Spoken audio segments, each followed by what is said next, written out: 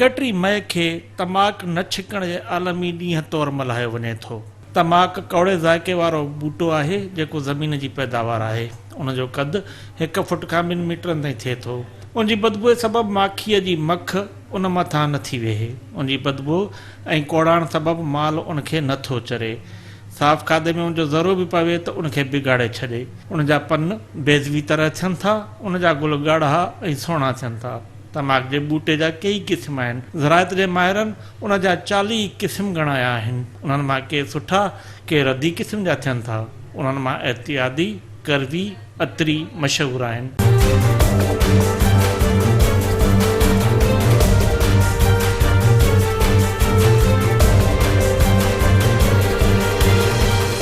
माण्हू तमाक जे पननि खे साड़े उनजो ज़हरीलो दूंहों मुख़्तलिफ़ अंदाज़नि में पीअनि था, जिन में सिगरेट, बीड़ी, चिलम, हुको आम आहिनि। सभु खां अवल विच अमेरिका ऐं ॾखिण अमेरिका जे माण्हुनि यूरोपियन जे उते अचण खां अॻु तमाक जे इस्तेमाल जी शुरूआत कई। उन्हनि जी चवाणी तमाक सीने ऐं मथे जे बीमारियुनि जो इलाजु आहे। पोइ आहिस्ते आहिस्ते उनजो इस्तेमालु वधणु लॻो। जॾहिं उते यूरोपी ऐं अफ्रीकी माण्हू दाख़िल थिया त उन्हनि बि बतौर दवा जे उनजो इस्तेमालु शुरू कयो। पोइ स्पेन वारनि बीमारियुनि जे इलाज तौरु उनजो इस्तेमालु शुरू कयो। स्पेन खां ॿाहिरि उनजो सभ खां पहिरियों इस्तेमालु फ्रांस जी मलिका मदे जी कयो।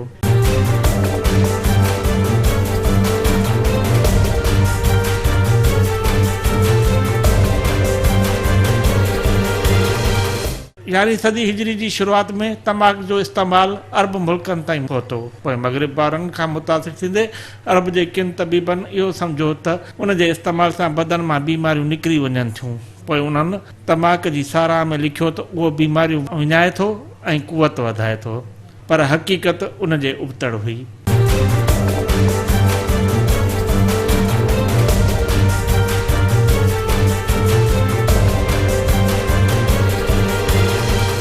तमाक जे इस्तेमाल सां त बीमारियूं बदन में दाख़िल थियनि थियूं ऐं जंहिं सां इंसानु जल्दी कुराड़ो ऐं कमज़ोर थी वञे थो। कंहिंजो चवणु आहे त तमाक जे दूंहें पीअण जो सभ खां अवल आगाज़ यहूदियुनि कयो हो। पोइ इहा वबा आलम में पखड़ी।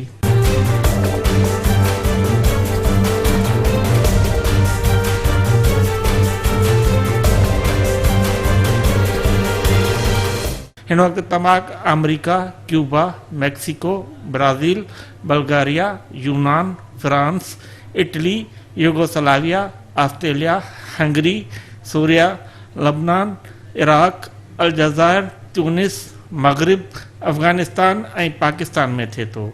मुस्लिम मुल्कनि में शाम ऐं इराक उनजी पोखीअ में पहिरें नंबर ते आहिनि। उते उनखे सुकाइण, सटण, कुटण, चूरो ठाहिण, उन में मसाला मिलाइण जो कमु थिए थो।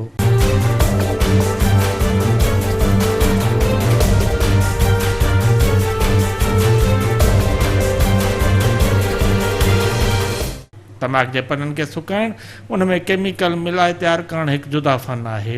यूरोप जे हिकु साइंसदान जॉन नेक्वट सभ खां अवल तहक़ीक़ करे ॿुधायो तमाक में ही ज़हरीलो मरकब थिए थो। उन करे हुनजो नालो ई निकोटीन रखियाऊं। घणनि सिगरेटनि पीअण वारनि खे ॾंदनि जे मथां जेका फिकाइण ज़ाहिर थींदी आहे या उनजे आङिरियुनि जे नहनि जो रंग फिको ॾिसण में ईंदो आहे, उहो निकोटीन जो सबबु आहे।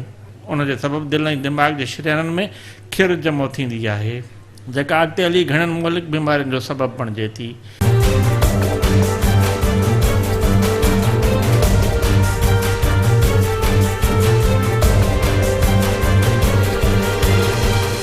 निकोटीन हिकु ज़हर आहे।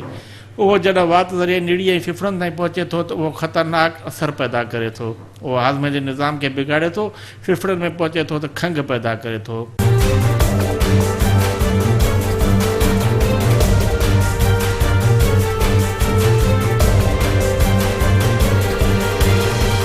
तमाक जो कौड़ो ॿूटो जंहिंमें पोटाश ऐं नौशादर जा जुज़ा हूंदा आहिनि, उनखां सवाइ उन में निकोटीन जहिड़ा कई मुहलिक मादा पिण आहिनि। उहो असां वटि बेशुमार सूरतनि में इस्तेमालु थी रहियो आहे। उहो कहिड़ी बि सूरत में इस्तेमालु कयो वञे नुक़साननि खां ख़ाली न आहे।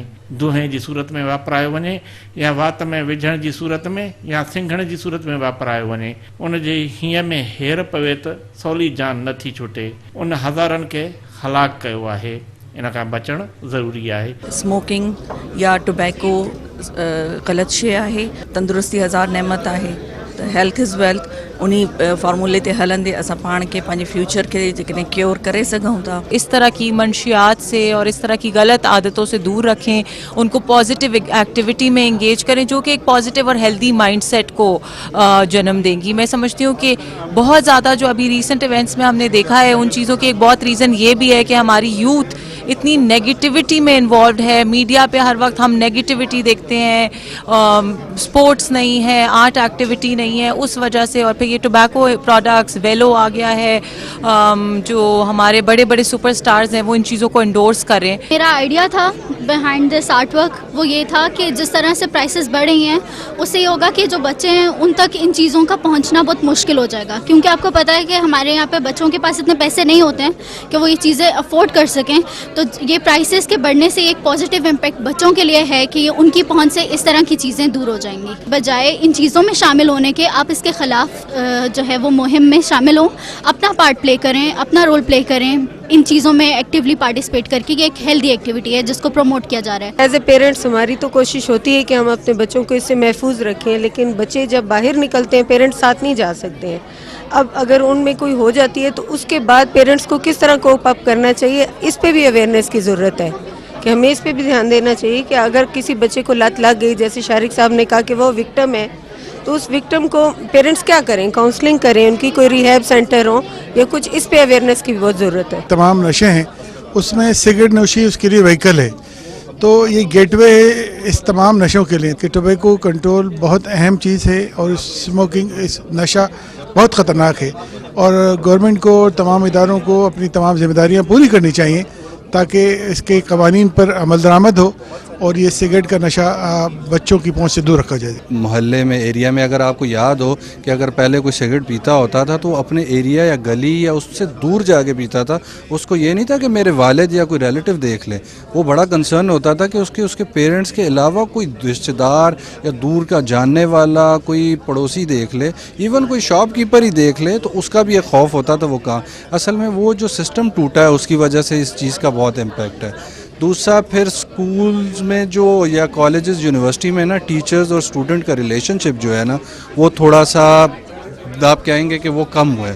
पहले वो टीचर्स को पेरेंट्स की तरह पढ़ाई के अलावा ना वो तरबियत पे भी फोकस करते हैं, वो चीज़ भी मिसिंग है।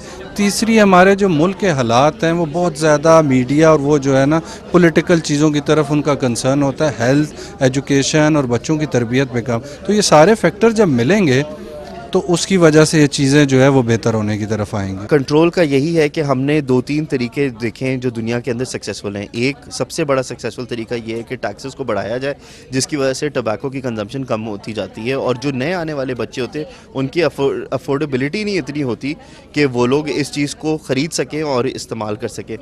इसीलिए हम लोग हमेशा टैक्सेस के ऊपर बात करते हैं, क्योंकि ये सबसे दुनिया की बेस्ट प्रैक्टिस है कि टैक्सेस जितने बढ़ेंगे बच्चों की रीच से दूर होगा, उतना ही आसान हो जाएगा लोगों के लिए कि उनकी कंजम्पशन को कम कर सकें। बीड़ीअ में तमाक पवे, सिगरेट में तमाक पवे, पान में तमाक पवे, नास तमाक मां ठहे, नसवार तमाक मां ठहे, सिगार में तमाक पवे। तमाक घणा वसंदड़ घर वीरान करे छॾिया आहिनि। उन में वरी जॾहिं चर्स पवे थो त उहो ज़हर सां ज़हर मिलण जी मिसाल आहे।